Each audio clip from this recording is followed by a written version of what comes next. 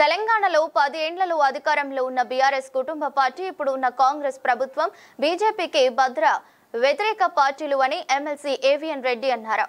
కాంగ్రెస్ ఇచ్చిన హామీలు ఒకటి కూడా అమలు చేయడం లేదని ఆయన విమర్శించారు. సిద్దిపేట జిల్లా బీజేపీ కార్యాలయంలో ఎమ్మెల్సీ ఏవిఎన్ రెడ్డి, బీజేపీ రాష్ట్ర అధికార ప్రతినిధి జి వెంకటరెడ్డిల మీడియా సమావేశం జరిగింది. బీజేపీ అధికారంలో రాకముందు అన్ని శాఖలో స్కామ్లు జరిగాయని, మోదీ వచ్చాక మన దేశ ఆర్థిక స్థితిని 12వ స్థానం నుండి 4వ స్థానానికి తెచ్చామన్నారు. కేంద్రం ప్రభుత్వం ప్రతి రాష్ట్రాన్ని అభివృద్ధి చేస్తుందన్నారు.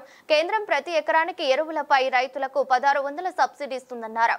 రాష్ట్ర ప్రభుత్వం రైతులకి సమయానికి రైతు భరోసా డబ్బులు ఇవ్వకపోవడంతో అప్పులు చేస్తున్నారన్నారు. బాటుదారులకు కొన్ని రాష్ట్రాలు తమ స్వార్థం కోసం వంత పాడుతున్నాయని విమర్శించారు.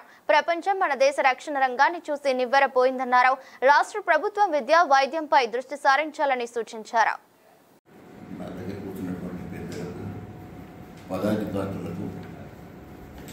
భారతీయ పార్టీ అభిమానులకు నమస్కారం. ఈరోజు కార్యక్రమం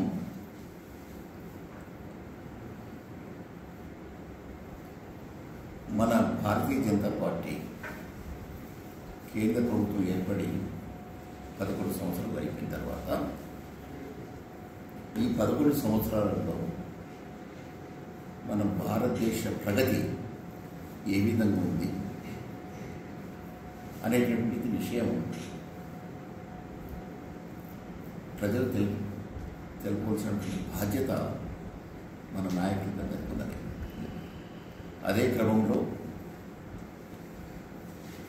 మన తెలంగాణ రాష్ట్రం ఎలక్ట్ అయినటువంటి 8 మంది ఎంపీలు, ఒక రాజ్యసభ, 8 మంది ఎమ్మెల్యేలు, తెలంగాణలో భారతీయ జనతా పార్టీ తరఫున కౌన్సిల్లో టీచర్ ఎమ్మెల్సీగా ఎలక్ట్ అయింది నేను ప్రథమవుతాను.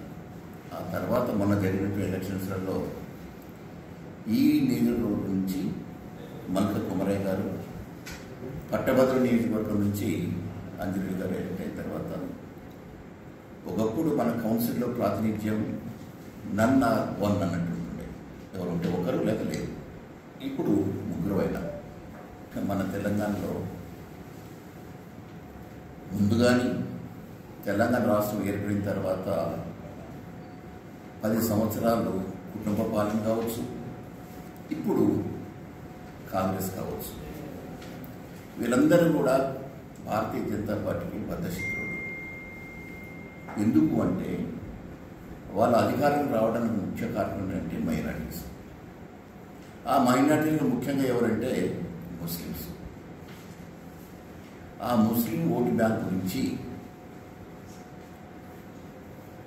ఎక్కడ అవకాశం వచ్చినా కానీ భారతీయ జనతా పార్టీని, సంఘ్ పరివార్ను,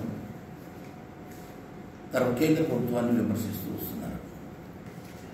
ఎలక్షన్స్ అప్పుడు డబ్బు ఖర్చు పెట్టేసేసి అధికారం రావాలనుకుని ఎన్నో పథకాలను చేసేసి అధికారంకి వచ్చిన తర్వాత వాళ్ళు చేసినటువంటి ప్రామిసెస్ను ఒక్కడి కూడా కంప్లీట్ చేయకుండా పోయడానికి కారణం ఏంటంటే డబ్బు, ఈ సెక్యులరిజం భావంతో.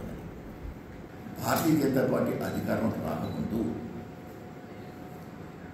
ఏ డిపార్ట్మెంట్లో చూసినప్పుడు కూడా స్కామ్స్, ఏ స్కీమ్లో చూసినప్పుడు కూడా స్కామ్స్.